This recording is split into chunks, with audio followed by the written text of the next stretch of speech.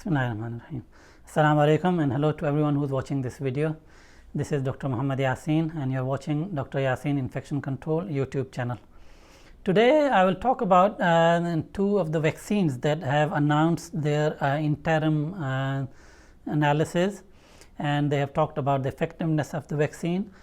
You might have heard the news about Moderna, which announced yesterday that their vaccine is almost 95% effective, and before that last week Pfizer, which is an American company also, and they are making a vaccine along with a German company called BioNTech, and they also announced last week that their vaccines are almost 90% effective.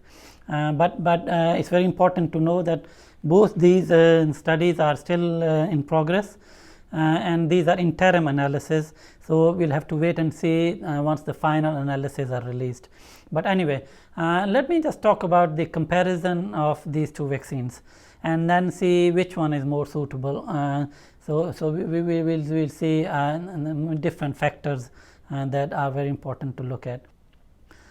But before that, once again, same old message. If you are not subscribed to this channel, please subscribe it now, and don't forget to press the bell icon so you get the notification of all my upcoming videos. So first of all, both of them use the same technique for vaccine preparation, which they are using messenger RNA. That means a part of the virus or part of the RNA is used to prepare the vaccine, which will be injected into the body, and the body produces the antibodies. So the same technique.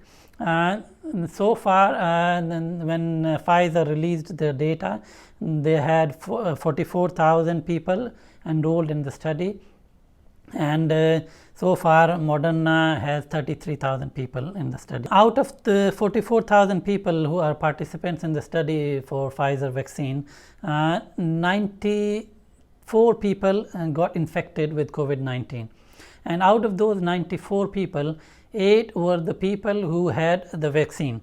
As you know, in the clinical trials in phase 3, there are people who are given the real vaccine, and there are some people who are given placebo, which means it's just a dummy vaccine. So out of the 94 people who were infected, 8 people had got the vaccine and the rest got the placebo. If you compare this with Moderna, so far they have 95 people infected with COVID-19, and out of the 95 people, only 5 were the one who were given the vaccine, and the 90 were given placebo. So comparing this data, the effectiveness of the Pfizer vaccine was almost 90%, and the effectiveness for Moderna vaccine is almost 95%, 94.5% to be exact. So in this way, Moderna seems to be better in the sense of effectiveness. How about the temperature for cold chain? This is the biggest thing that I talked about this last time in my last video. If you have watched it, I talked about the storage requirement, which was the bad news that the Pfizer and BioNTech vaccine, they require minus 70 to 80 degrees centigrade to maintain the cold chain. That means it has to be stored at minus 70, minimum minus 70, which was very, very hard.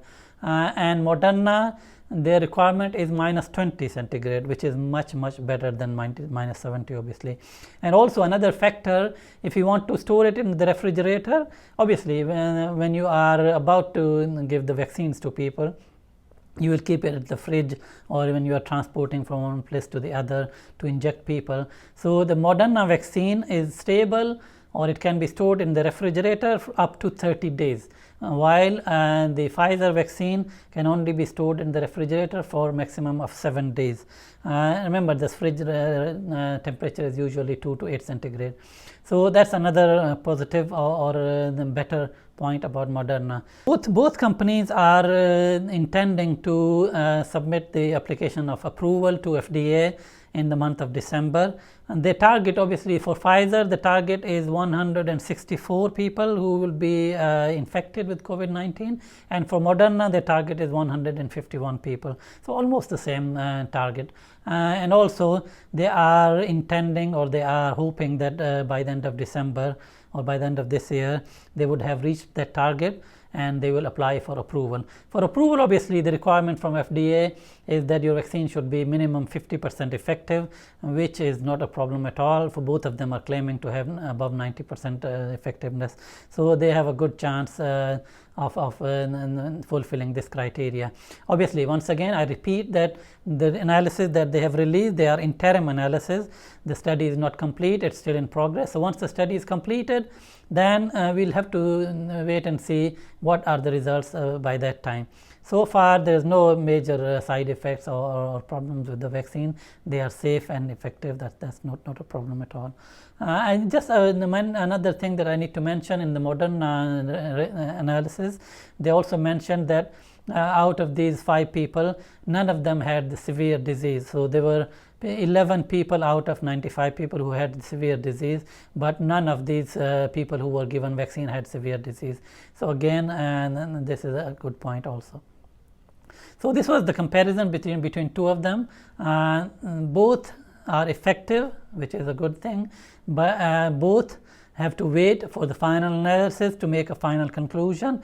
But so far, in my opinion, Moderna seems to be a better option than the Pfizer and BioNTech vaccine. But obviously, we'll have to wait. Maybe the other companies would have even better news about the vaccine. As I told you last time, there are 10 companies who are in the clinical phase 3 clinical trials, and so they may come up with something better. Nobody knows.